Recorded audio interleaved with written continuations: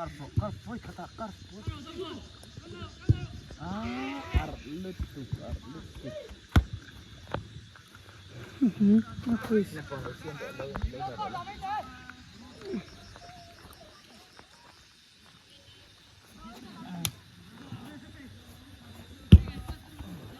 Gawin, tidak gawin.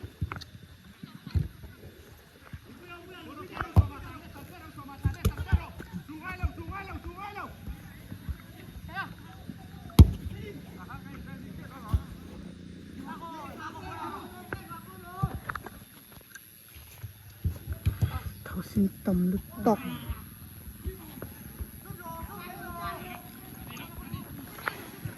Đấy.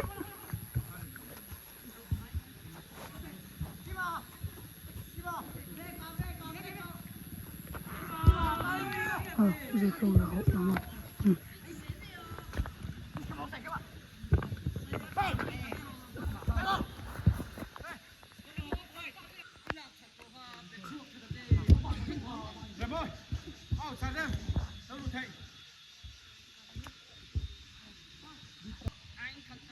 Yeah, continue.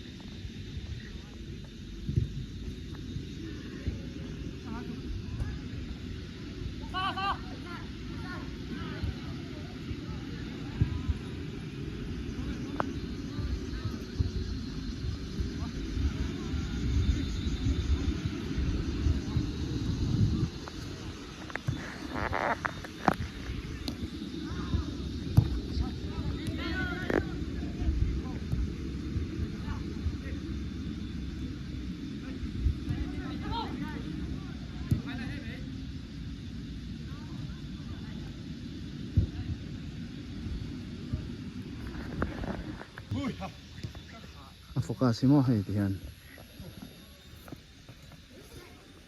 pero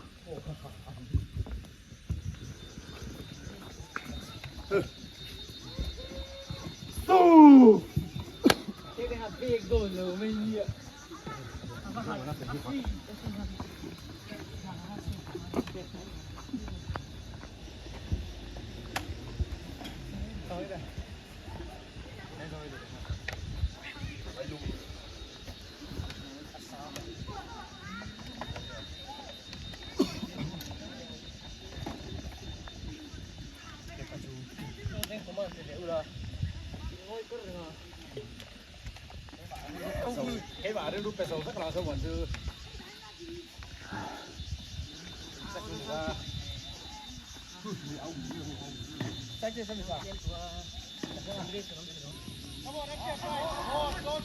tiếng là lâu có vật sắc mèng rấy lâu té khi là cái này liêm để xuân rồng hoa là diếm lâu Jimmy Pekka Loma Christopher Oma color hit le menen mix up de leka cross chelo he thegen defender ran he chuka chodia so te so tha so poso configure khop mai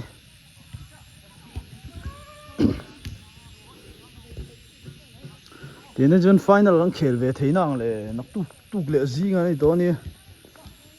liếm nó ngay hi liếm rỉnh mấy mặc về khóc mấy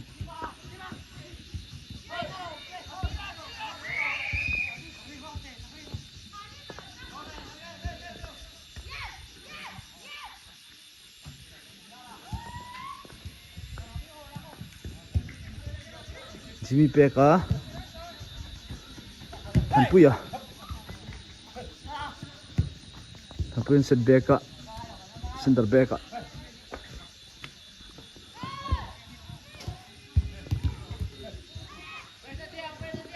loma mà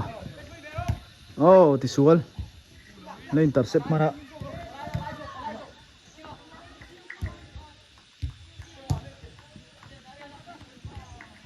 Zakaria bola la zera ente ti don chodi Christopher Aizore FC player Louis Khane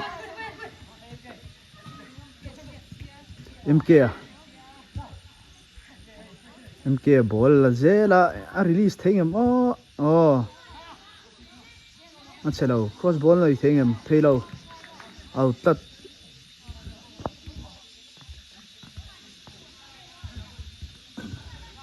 ni reflect khi nặn lâu về ạ mặc em chơi hay là này chu ở trên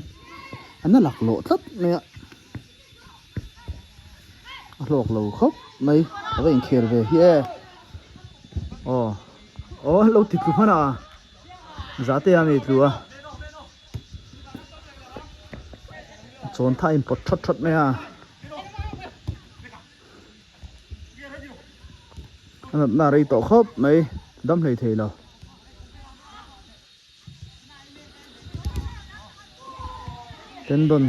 tendon ding lampang ve lampang chat to ding lampang hi na le riu me tu na hen tendo kher ei chara ala dik thei chuang lo la na reng maya he mo andon ni kan rip ve to sia chodia bol la hi te hi thiam rewani lakhata hi ka felo bol na me khi lâu có vật sắc vel mấy to này với pui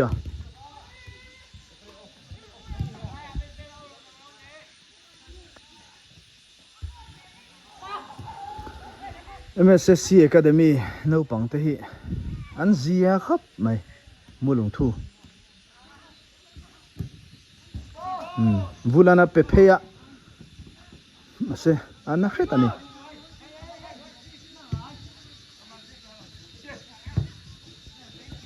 Christopher bolang het lo deuh hlek MK à pe chuak ve tlat ball loma coach loma oh peka Jimmy peka Jimmy à lại nã kal tang pui oh kha khalom ni tur ani dan tur chi ai coach loma tang khanan pe ta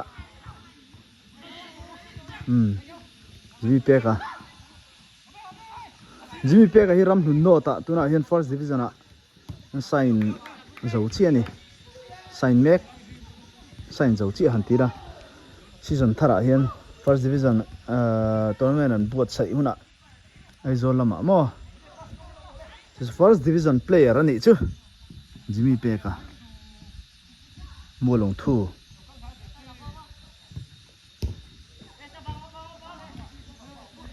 ni en dan so eng chi yang kuang khop mai so ti son mi ron ena mita tak ena chuan hetien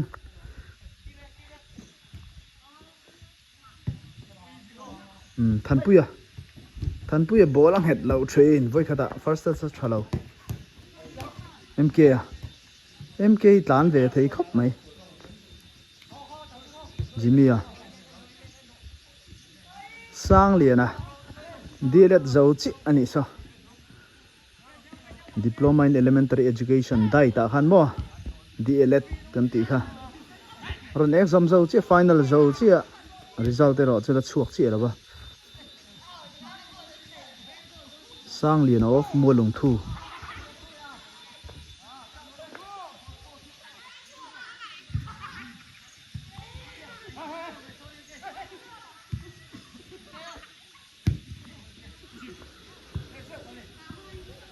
thang điện à thà dậu dậu thế mày à sáng năm không trong cai bốc ạ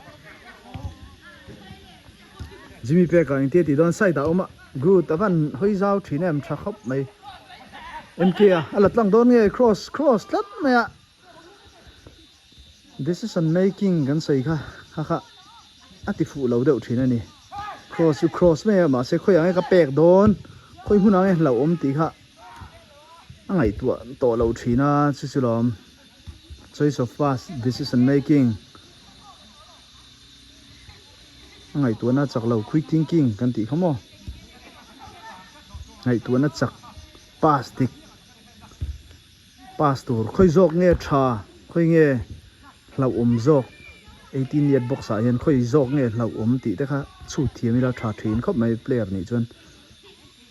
MK box MK la fight back a zakari han ball la zate à Jagri Christopher an lo intercept mana Christopher loma pet don nge ti ti don oh Chris kha an thlang zawa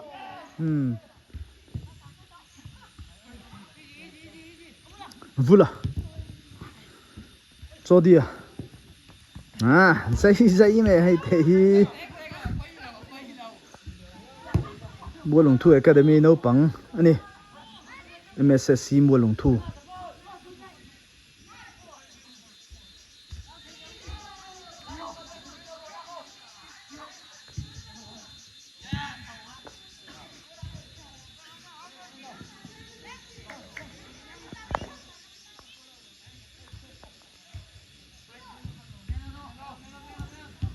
thang liền à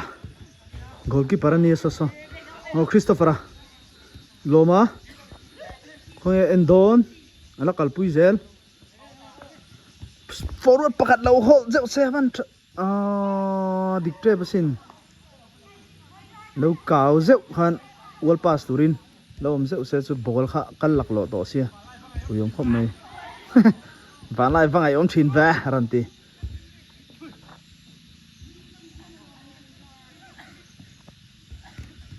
bol la phaya vula ri tat lo mai wen lai chu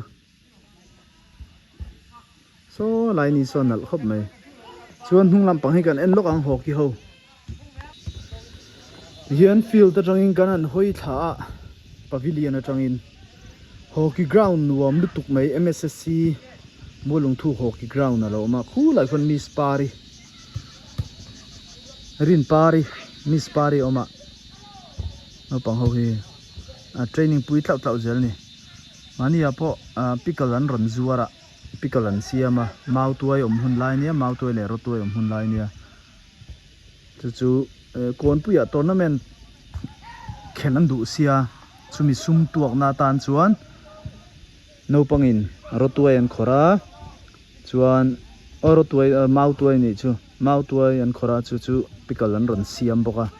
thakop mai anuam ve thin dia tian te po hi mo an langai don an soi ve sap meng academy no pang MSSC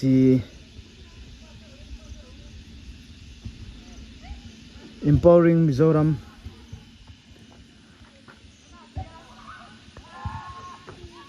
Bultumin Mizoram State Sports Council Pu Henry Silaron Kima Secretary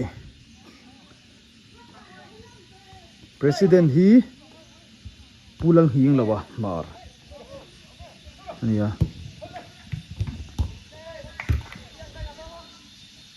Sport Minister ni Mizoram State Sports Minister Pulang Hing Lawa Mar hi tuna hian chairman ani jok chu president te kan ti chairman en kala chuan secretary hi Pu Silaron Kima Henry Silaron Kima Pumarona MCS ani secretary hi mo felkhop mai ni hi chuan MSSC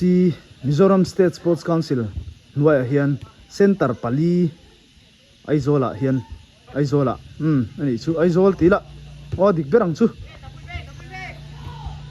ta chuan somi veng center a son loma oma coach chuan MUALLUNGTHU a hian loma coach ina omboka ramhlun sport complex a son zarte a oma chuan lengpuya parawa omboka center pali omani chu veng center ramhlun Sports Complex Center Ramhlun Center chuan MUALLUNGTHU Center le Lengpui Center ten ni chu football bi ka ani chu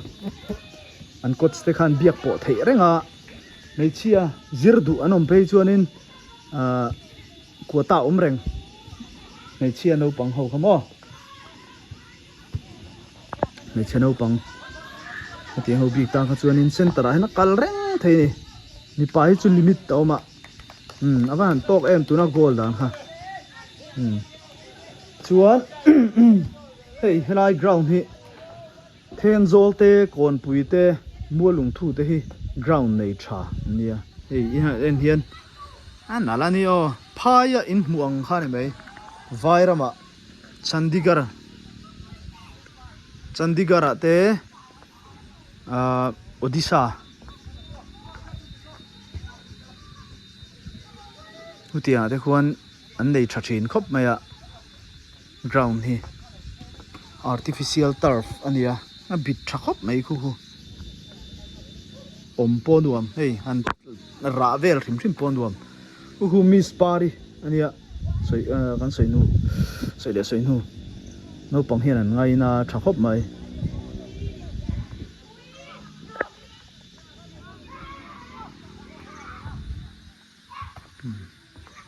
chuan ti hian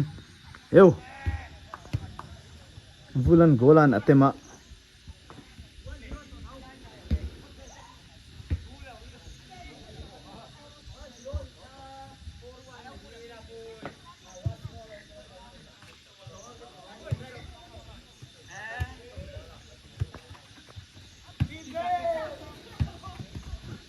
no panlaya han tlan par kum som pariat ta tonga som ni le panga inkar vela chuan extra lak lem lo pon na tlan par theini ma se kum som li han tin do na meu chuan alo ningot lawa kha exercise lak fe nu pon an tak sai nget char to zel mai ni warm up kan ngai poi mong che o em kian tuna khana score nal khom mai warming up kan ngai poi mong che hian cool down ngai poi mo le sham tur hi ni kan pe lo thina kan ti lo le thina hi poi thin an huai ngam tuar le nge zel khatiang ve khani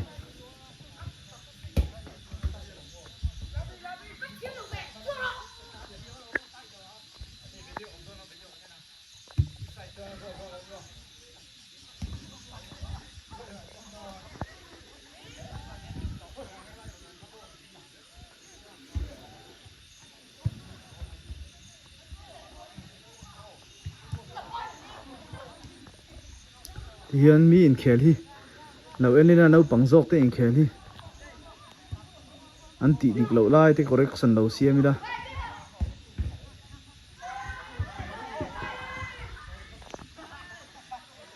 ana chung ka ngai to thin hian kain khel thin lai po khan eng hinge ka tiang hian kain khela kum som thum ka pel nu a hian ground a hian kala tlan pop pop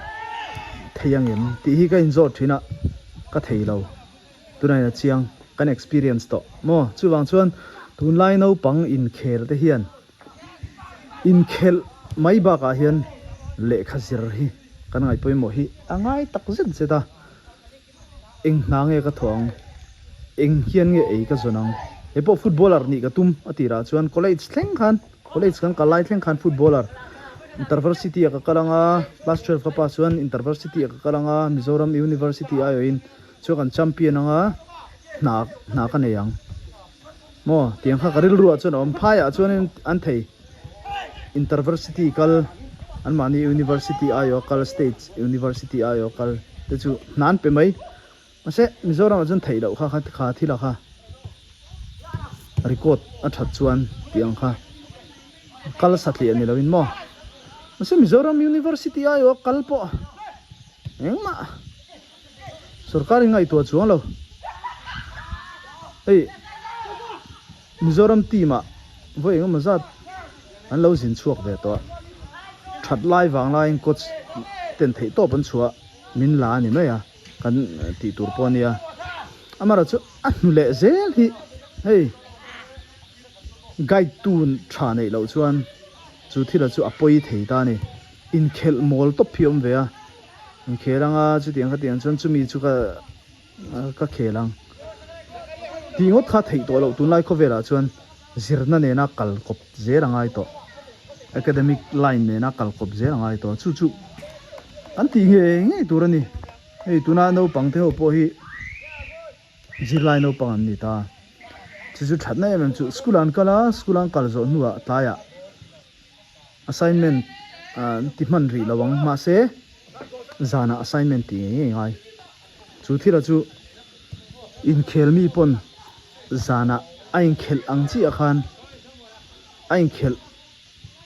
ang dar ka rakha mo ain khel lai dar kar khami kham men extra mai torani thei ram chuan an ha view ni chuan thei lo chuan zinga thoma a hey MFA pon Mizoram Football Association pon tuna hen elite football academy han kalpuya coach te pon tha head coach adika khiang te mison veng thlangania chuan coach dang hi valpuya University kan kalpui tho e valpuya of durtlang oma FCC license holder ani chuan loma lajonga te khulai vel por mo lo lar fe to I league om hun lai khan Mizoram chuan a player thapa ngai timeng hemi a khel na sapol ani ta ni Shillong lajong te atia han mo right back right wing center midfielder aha Christopher Chris Atsille can cheap loma AFCC license holder tho chuan anan gurung Beckham mo anana AFCC license holder tho oma an tha the tho hlomania chuan mam boya goalkeeping coach sang boka AIFF D license holder ania experience nga lutuk Aizol FC junior ate po khan changले bete uve khati khan ei experience nga lutuk in khela mo chuan coach in aron om vele to tuna hian license AIFF no All Indian Football Federation no license coach ania an tha me ma chuan physio nurse Miss Ramte om boka chuan Miss NG hian pui boka ti khan physiotherapist achang thung to ni chungo chun le khan zira dak inga tinge kan ti thei kan ti chuan le khan zir piala ma khan license coach an training han nan ron humai ati an zel khan apoi mo ber chu chung kwa eng tine ka chomang kanu le pa te eng te ka chomang ka chung te eng te ka chomang kanu pui fanau eng te ka chomang kha lai kha kan ngai poi mo te langai ni in khel mol to pa min chom char chuan om jim lo mo demand sang ringo tanga ball boot kan demand sang ringo tang ti kha a hla om ve a ball boot tha nei tur amaro chu kan ball boot tha khan enge tho chua ti lai ta kha alai kha kan ngai poi mo tel ve angai hrim zirna nena kal kop kha du thu samania lekha zir theilo ngang hi chu om ve ni talent football talent anei chuan kha khani na survive turani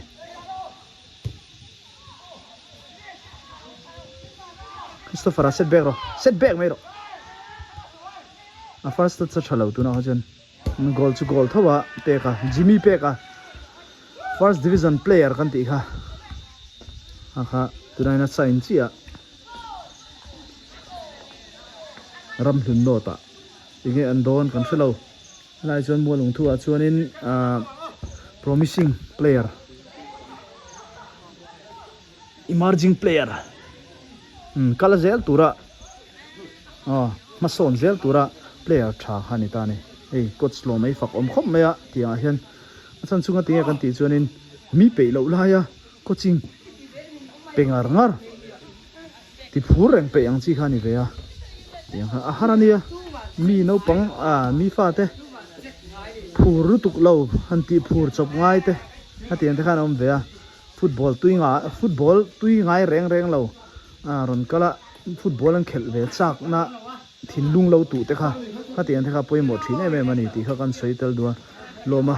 coach loma fakom thin khom nei ti a hian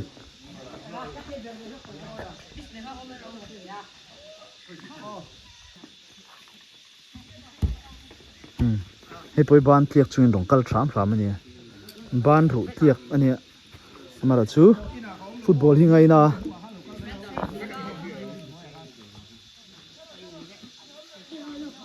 daru ko pel to mai the ni tu na hin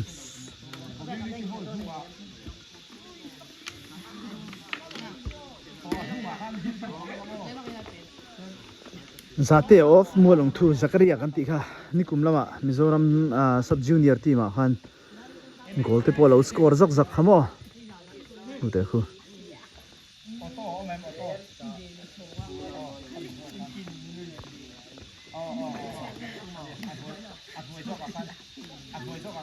thuang kha khel thariu mai a ngo thuang khel tharak we a chodi dam to mi dam thavek to mo ei coach loma ôi nó hạt thác về goal score em assist score lo ni mo vậy thì cái score zo mo an da ni la hay zo mo na 4 assist zo mo an da ni ve tat ani hi reliance la khel tur ani MK ball an pele lokula draw một phát kiếm xíu mà không ai phát kan midfielder thani mo MK hi Zidane FC không ai phát không ai bạc hạt để vul lo kan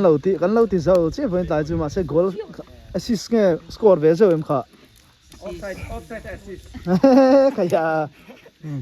wete tu min kha right back kha ma Jonathan amo pasan sa ni tuna khoi khel don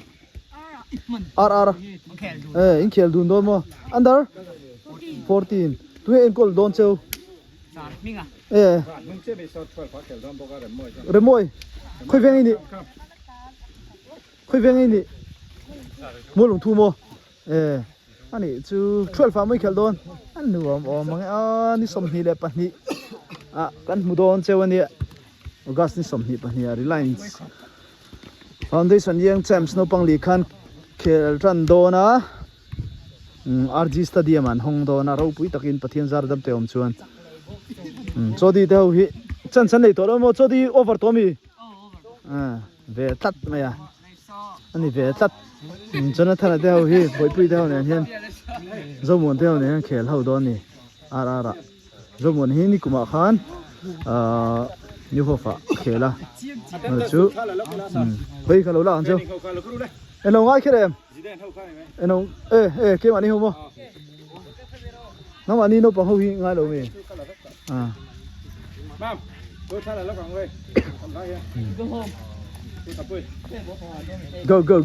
Go.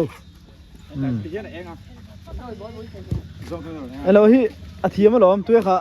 tuang athiam lom come on tuang get up in dấu đâu hả? sang liền po dilet zau chi mo chu kan lo sei me ka zirna ne na kal kop mo sport le zirna academic line le sport hi compact no do tu tuang no ko ro hey ithiam ha iron la veng chu ka tel ve ngai lom amen ber athiam tu anh khel lai song po khan ni lo la char lom ei post ke ngai lo ni var khan me hello Det vil ok ved dårlig kvartier. Nej, lad. I lại em, godt gå. Godt gå, I lại em. ei no ga son LV Sport da son chuan te LV Sport chaltlang Mount Carmel School Kaldon na khan LV Sport hin oma chuan te fan ai mo ani hin ball boot te tok tuna hian in zo ro ka in do na wi chu karon khel man re ne tina le hal om jim lo anin dim via mani vula te ho tlan pel tum khoi vula kha hey Christopher ni rap thak hiam ani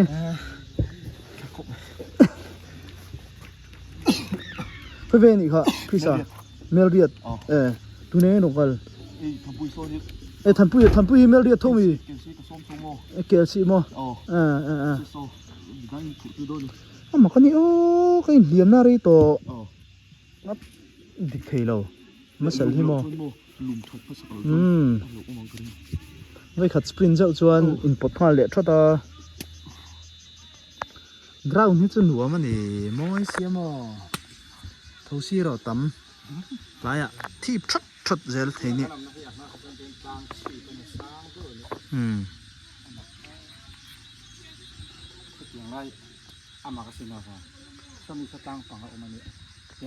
somi eno bung somo Bung sot lang atang inting kan en tha. chun road niam pop ani mo tam ta thau si tiếng hi anh ấy kan tun din hun chu adar za te ro chu ka shelo daru ko pel to em rukle minute li daruk le minute li ani ala eng wara tlan phei chuan hokonga chuan thim manang lo thim ve man si ani o Chris Defense ka. Dirang ai khot mai. Adik